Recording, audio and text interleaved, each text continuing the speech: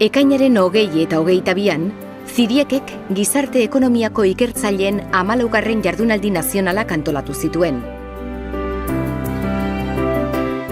Euskal Herriko Unibertsitatearen Donostiako kampusean eta Mondragon Unibertsitatearen Oñatiko kampusean egin ziren.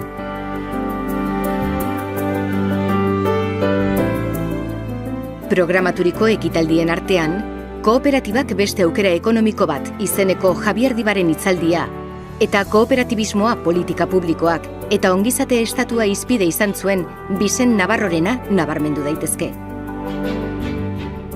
Horrekin batera, tailer orokorrek eta gaikako tailerrek ere lekua izan zuten, baita komunikazioak aurkezteko tailerrak ere. Bestalde, mahai inguruak topaketa eta solasaldirako beste gune bat izan ziren. Bertan, ikerketa eta gizarte ekonomiaren munduko eragileen iritziak entzun ahal izan ziren. Azkenik, Eunate Eliok irakurri zuen azken txostena, Kooperatiba etorkizunerako eredua izenburukoa.